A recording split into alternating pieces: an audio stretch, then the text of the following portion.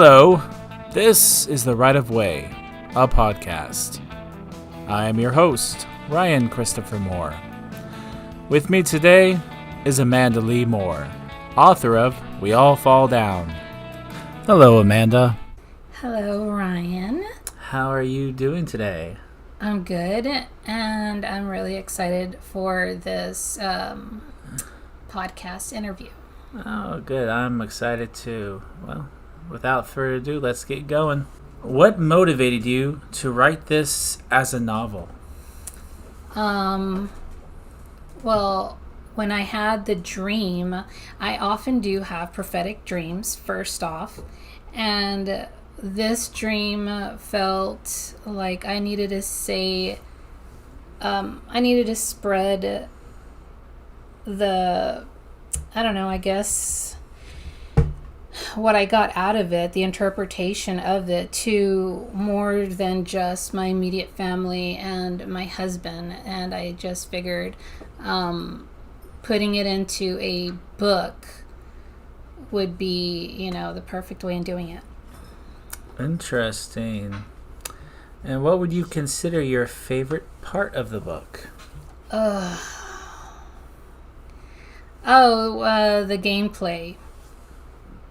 The D&D gameplay, where it describes the characters of D&D Dungeons and Dragons, and the campaign itself, and the interacting of the gaming guild while they're enjoying the play.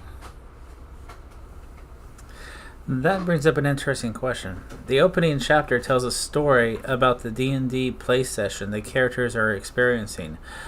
What was your inspiration for that story, and do you plan it as a real D&D setting?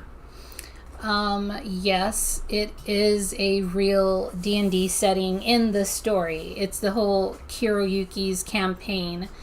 And at that time when I was writing the book, and coming up with the idea for the book, I had the enjoyment of experiencing a D&D campaign through Discord chat, and it was really fun. And I just figured, why not incorporate it into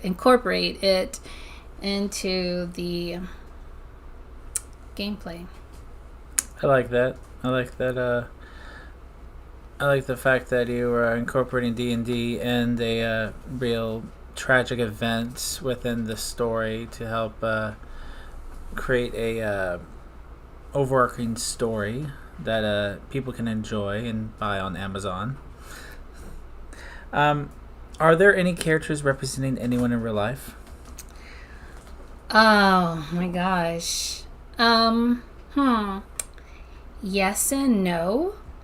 I'd say, as far as the characters, each character has a certain characteristic that can represent really anybody. And, especially a large range in age group as well. So, no matter the age or the demographic background, you'll be able to vibe with each character in one form or another. So you're saying there's no one specific, but kind of a... Oh, well, if you mean like a certain actor, is that what you mean? Like an actor that inspired me for this character? An actor or any real life person that you know or anything? Well, as far as some of the characters I envisioned as I was writing them, they took, they pulled towards characters from, certain celebrities that I like and enjoy.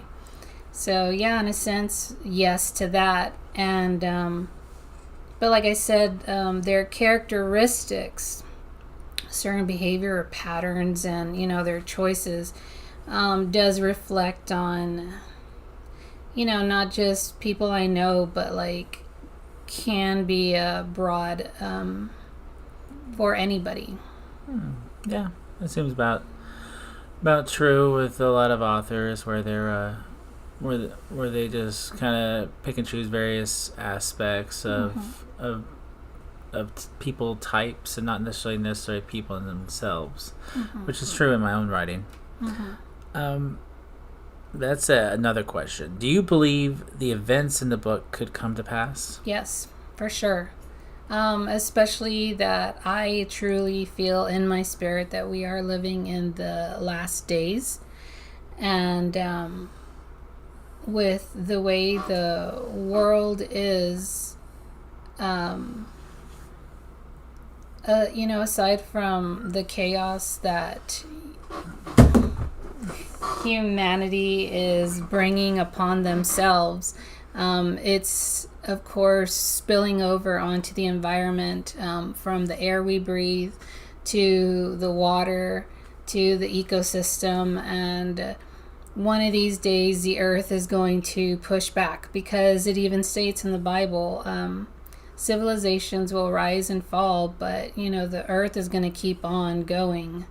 So it's just a matter of time. We had the ice age. There was an extinction event there. There's been extinction events before. So as far as us, and the society we're living in right now, yeah, it's just a matter. I mean, all the scientists agree as well. So. And to my follow-up question, given that in mind, what do you want readers to take away from the book?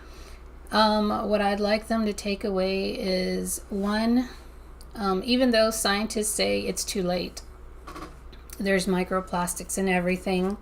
There's pollution in the oceans, and so much stuff that should not be stuck in the stratosphere that we put ourselves.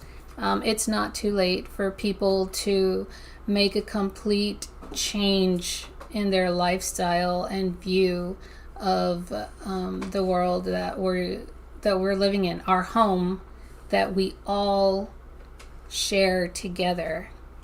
And I would just like them to take that into consideration, and not take for granted people in their lives that come across them, whether it's for a moment, friendships, or it's family, because you never know. Tomorrow's not guaranteed for any of us. I like that. Very well spoken. And final question. What was the most difficult part of writing the book? Without giving spoilers. It's okay if you give spoilers. Okay. Well, the deaths. The deaths of the characters that I created, that I came to enjoy and sympathize with. Yes, they were very tragic, and I feel like even with any knowledge in the story, a person should if you haven't checked out the story, you can check it out on Amazon. You can also go on Kindle and read it for free if you have unlimited.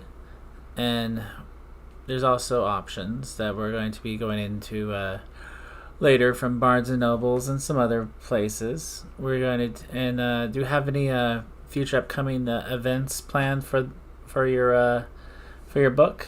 Yes, we're actually doing a casting call next month for our audiobook that we will be recording in this summer.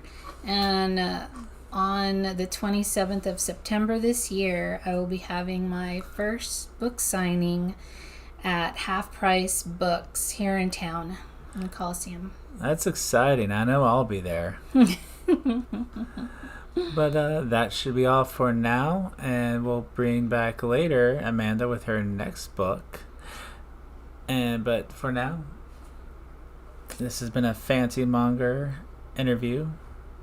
Have a good day.